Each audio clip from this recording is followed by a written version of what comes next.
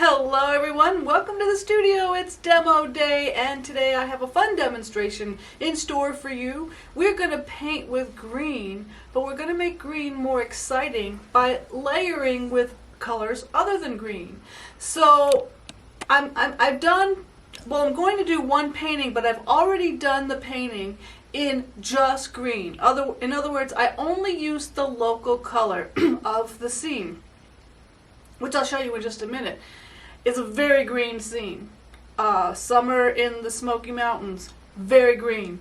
Green mountains, blue mountains rather, green grasses, just overload with green. Okay, now when you approach a painting and you're only looking at the local color and you only use local colors, your painting will work. But will it be as interesting as if you then instead try to make the green or the local color, can be any local color, in this case we're working with green, but can you make it more interesting by layering other colors underneath and ending up with the local color? In other words, save the local color for that last layer. And underneath have some interesting colors, right? We've talked about how this can work if we are consistent with the values. In other words, if you have a dark mass, say a group of trees, and they're all dark, you can layer different colors together lightly if it's all the same value, and our eyes will read them as one interesting color. So I want to put this idea to the test that layering color is more interesting than just using local color, and in this case it's going to be green. So come closer to the easel and we'll get started on today's painting. Alright, let's start by having a look at the reference photo for today. And I took this photo not too long ago, last month, at the plein air convention in the Great Smoky Mountains. And this was right in the national park. And really everything is green except for maybe these golden weedy things here. And of course the blue of the sky. But everything else is green. And so the challenge is how can we make this more interesting if we're only using the local colors. I'm going to put that back, but I want to share with you this particular set of pastels. This is the Terry Ludwig 90-piece set of greens. Now, this is no longer available as a set like this. I got it many years ago. And it's basically, you can get their warm set, the cool set, and the neutral set, but this is it all together in one big box. Kind of fun. And when it came out, or when I discovered it, I thought, no, I don't need this. This is way too many greens. I'm overwhelmed with green already. Like, how do I use green effectively? So I thought this would be just too much for me to deal with, and it was. And maybe still is. We don't need this many greens. It's great to have them. It's fun to have them. And I never did take them out of the box and incorporate them into my big studio box. And I'm actually really glad that I didn't, because I take it out every once in a while, especially when I'm faced with a very green landscape, because it reminds me of the tremendous variations in greens. And so it's just kind of fun to take out and use as a challenge every once in a while. So that's what we'll do for today. Now I want to turn our attention to the paper that we're going to be using. And this is a piece of Canson unsanded paper on the smooth side. It's supposed to be the smooth side. And it's a kind of a dull orange color. Now, can we see this over here? This is the painting that I did already. It's on white Canson paper, on sanded paper, but it's on the bumpy side. And I actually intended it to be the smooth side, but you have to look very carefully to see that texture.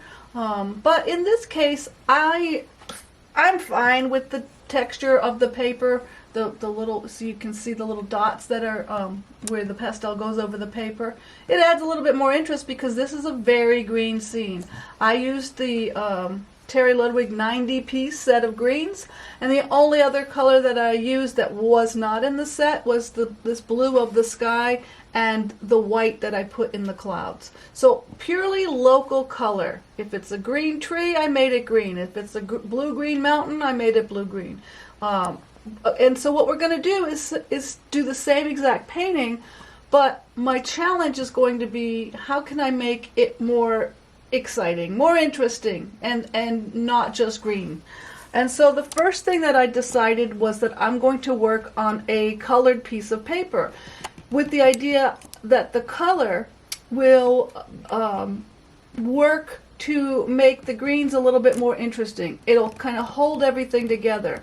And by choosing this orangey, dull orange, reddish color, will be, you know, complementary to the blues and the blue greens and the greens that are going to be coming on top. And so those little bits and pieces of this color peeking through will add that little bit of excitement. Not only that, we see this color in these grasses, weedy type grasses. So it's kind of pulling, we'll hopefully pull it all together. Now, that's a good reason to work on a colored surface, but if you don't have colored paper, you can easily tone your paper with any medium, really. Just keep it thin if it's a paint. You don't want to see the brush marks or the evidence of the brush.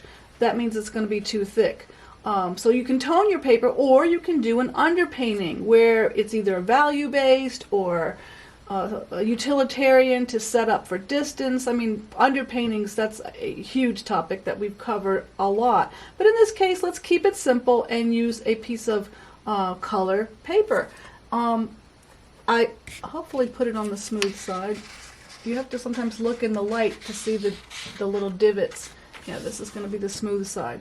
So the next thing that I have to consider is, okay, how I'm going to just, while I talk, draw in the the main shapes here. I want this mountain shape. The next order of business, I don't want, this tree can go a little bit taller. This painting may not be exactly the same, you know, because I'm giving myself artistic license to change the mountain shapes to be more interesting than they really are. But my goal here is, all right, how am I going to make these greens more interesting? Number one, I'm using the colored paper, but what else can I do? Well, I can certainly layer my color by value and not go directly to green, but to use other colors other than green. What am I doing here? I'm creating what I like to call the foundation pathway that will help lead the eye through all of these grasses. There's a little straggly bush right in here. I don't think I'm going to put in the bush, but I do like the idea of some of the flowers kind of sticking up. So, but those are the decorations that we put in at the end of a painting. We don't have to worry about those just yet. Alright, so we want to put some colors underneath to get some interesting build-up of color. And for that, I'm going to just pull out, you don't have to show this because I use this all the time. I'm using my Terry Ludwig Floral Landscape set because I have a lot of colors that I know work well with the green stuff. So the first thing I'm going to do is take out a dark blue, and I want to kind of do a quick value block in. So I'm going to put in my darkest darks with the blue, including this. I'm just going to show these two. I'm not showing that one. No, yeah, we don't have to look at the green one anymore. But that was just so that we can discuss it. We can look at it at the end so we can compare.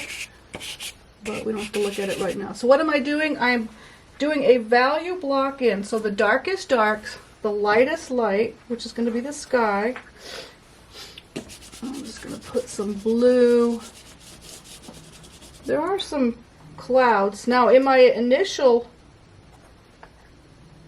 or my very green painting, the very green version, I used white for the clouds. Local color. I acted as though I didn't see any color in those cloud shapes. But for this version, it's okay that I play with more interesting color. So darkest dark, lightest light, most intense color. So what I want to do is lay down some color for my mountain shapes. I'm going to use a gray blue for the... There's several layers of mountains in here, And I'm going to adjust the colors because I want to have green in them because they actually do have green. But because I want to make this more interesting than just a very green painting, I'm putting down some other colors. So some blues and some blue violets in these mountain shapes, just so that I can have more interesting color.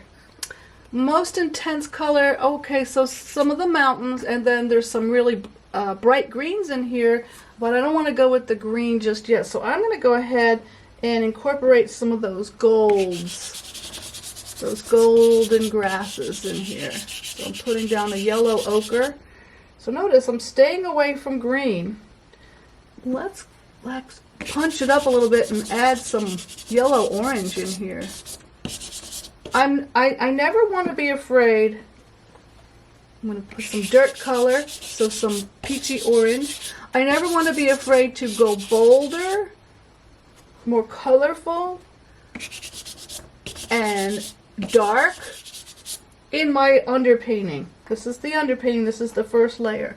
And the reason why is because I know I can always tone it down as the painting progresses, so that's important.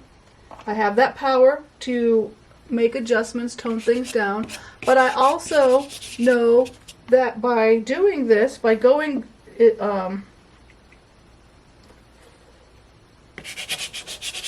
dark and colorful in my early layers, it's going to make the local colors that I'm going to add more interesting. So I'm going back over because I don't feel I got my darks dark enough.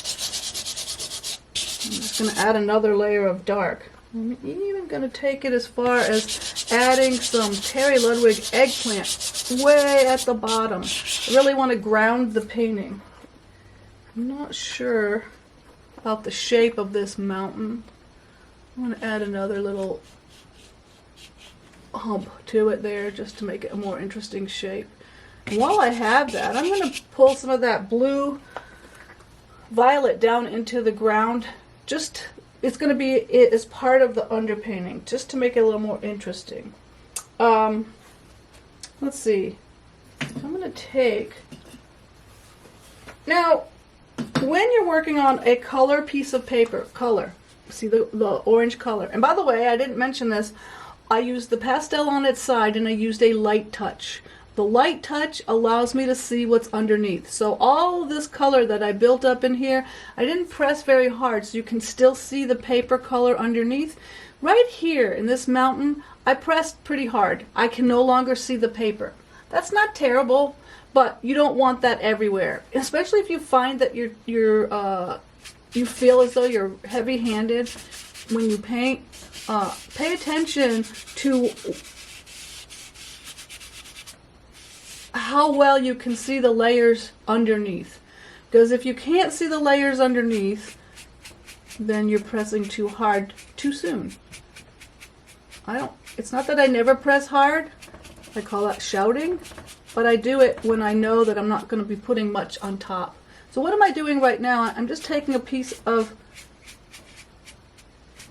painting tissue, it's really toilet paper, and rubbing it in ever so slightly. Not because I need to get rid of the tone of the paper, but I just kind of want to soften things. See, I'm softening edges, I'm pushing those mountains back into the distance. And giving myself a nice out of focus underpainting, because now I'm going to come back on top with another layer. One thing that I did, because we're working on unsanded paper, we don't always have the ability to get as many layers as we do on a sanded surface. So oftentimes when I'm working on the cans on unsanded paper, I like to use workable fixative to allow myself to get better layering. And so I'm working today with Spectra Fixative. It has, can give it a good shake. It's not toxic at all.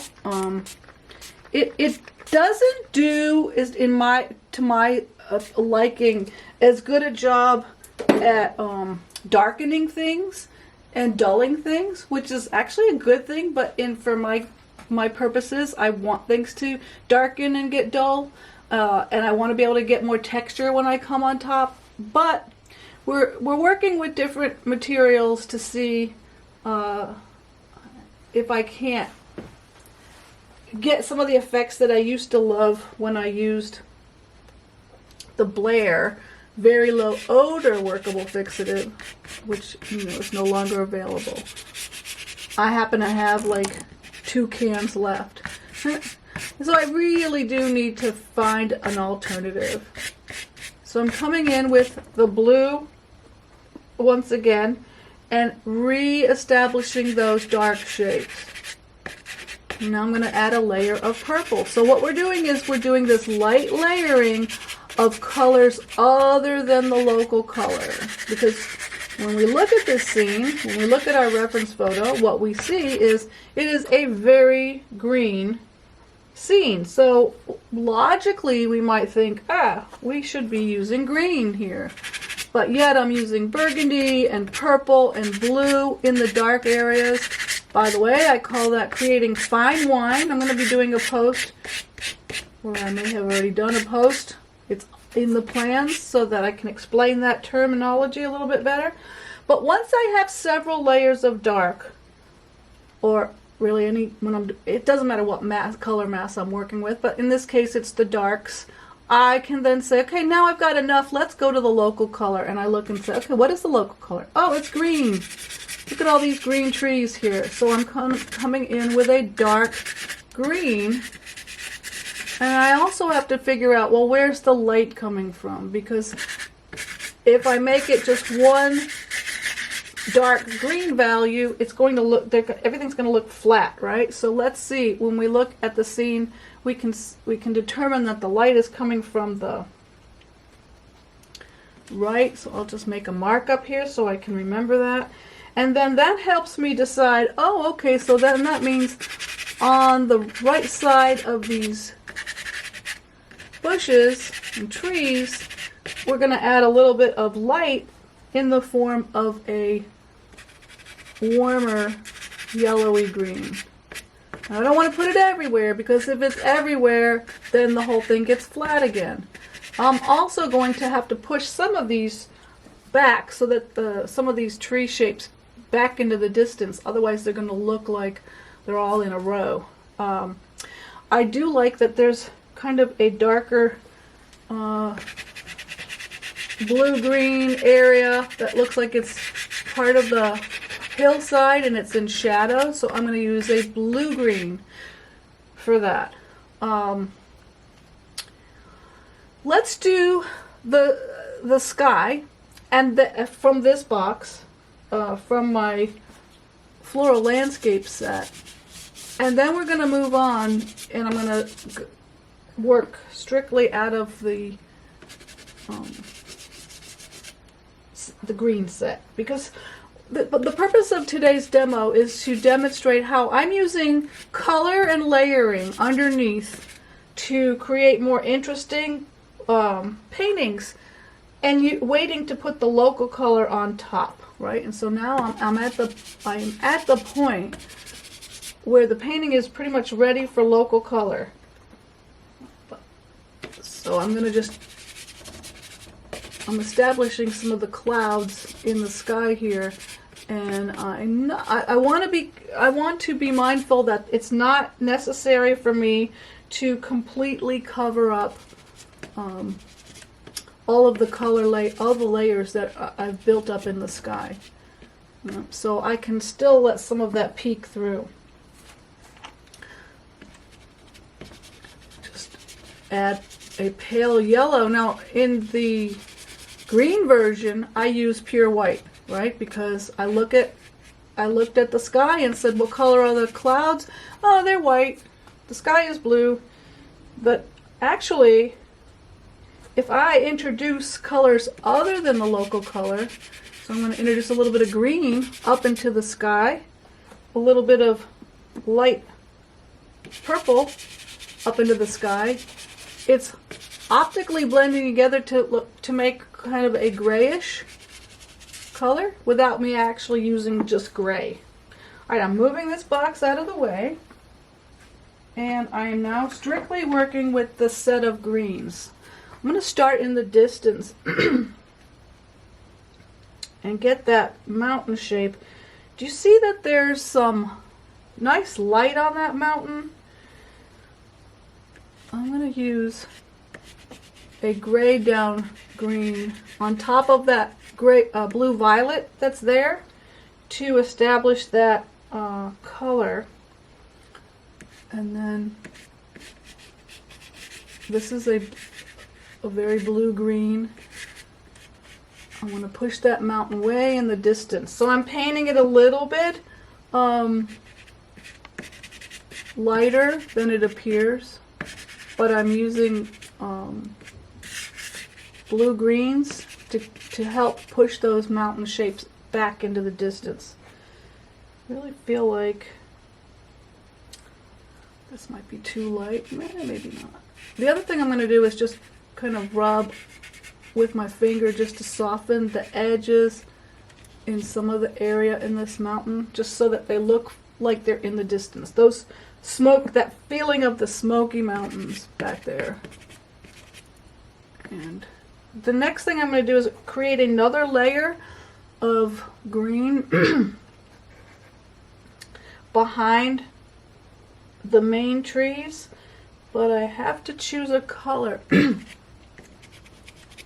that is lighter and duller. And by color I meant to say green. I have to choose the right green. These are grayed down greens. I'm just kind of creating a distant tree line in a lighter, duller, cooler green.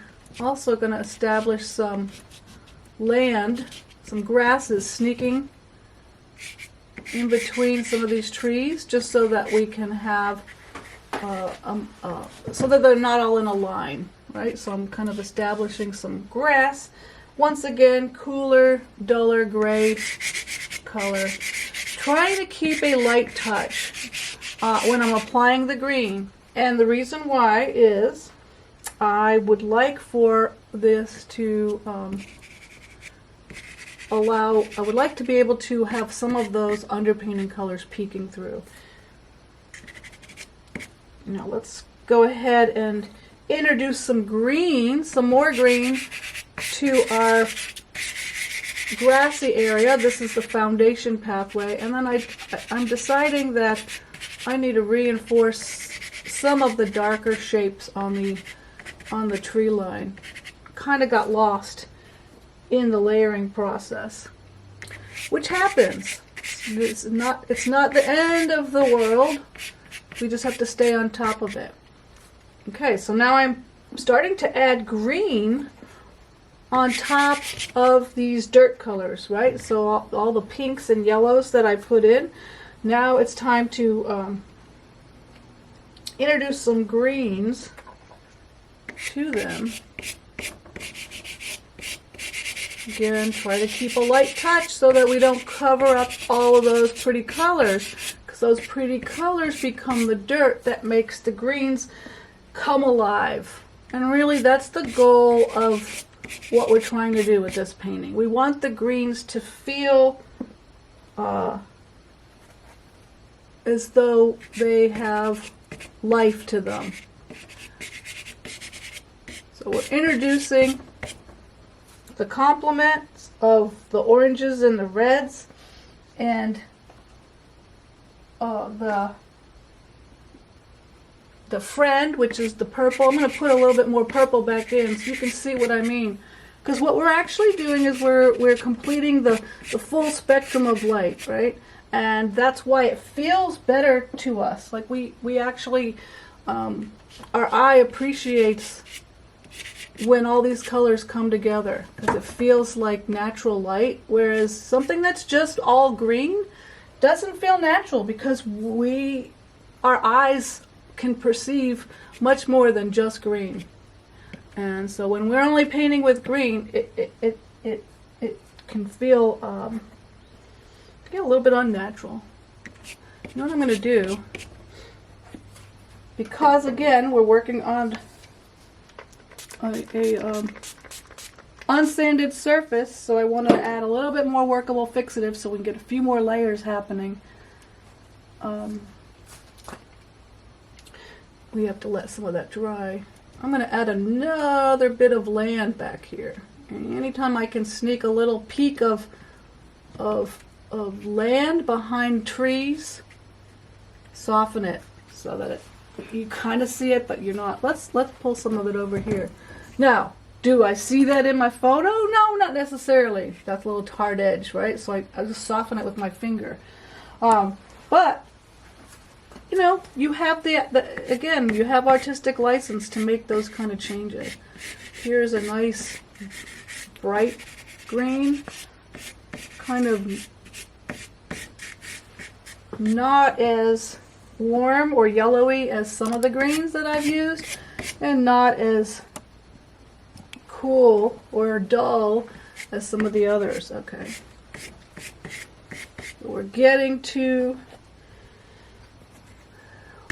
not quite the finish, but we're getting to the decorating part of our painting. What's the decorating part? That's where we can come in and add some of those finishing touches. So add some of the grasses, decide if we want the bush in there, decide just how much detail we're going to be putting on our trees. And I can tell you right now that that tree shape that I just touched got to be a little bit of a boring shape, right? So I'm going to just kind of reinforce some of the darks. But what's the other way that we can change the shape? We can take what's behind it and carve into it, right? And so let's just give it a little haircut because that's better already. Somehow that shape got to be boring. So do a little negative painting to pull out the shapes. Okay. Back to the grasses. What about all that golden stuff? All of these tall, golden, grassy things. Well, in order to do those, we have to move back away from our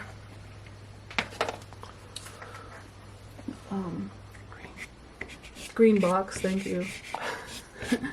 Pull out my other Terry Ludwig Floral Landscape set, and I'm just using the gold or the yellow ochre to get some of the indications of these grasses. Now notice I did not completely cover up all the orange of the paper. I also didn't cover up all of the underpainting colors that I established, because really what was my goal was to make the greens come alive, make the greens feel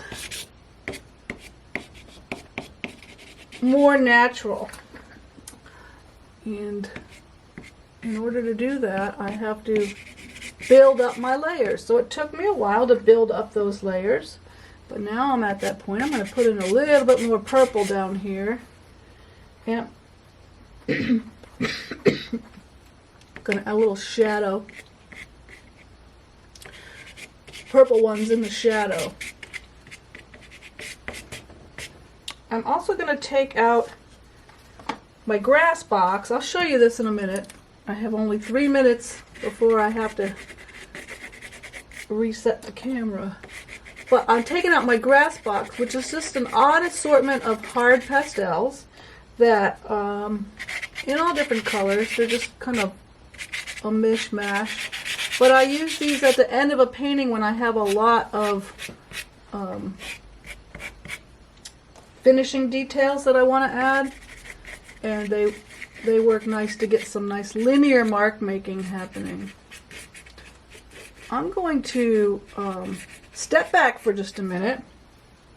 I'm going to step back just for a minute and evaluate, and then put in my finishing marks, and then we'll compare. So give me a minute so I can step back and figure out what I'm going to do next. Alright, so basically what I decided is I'm not going to put in that spindly bush, but I did like the idea that I was hinting at it. So I'm going to see what happens if I put it in. And, you know, originally I didn't want to put it in, but I kind of like that I can play with these linear marks of the bush. And then what I would do is come in and and get the color of the flowers, which is kind of like a pale yellow, which will help tie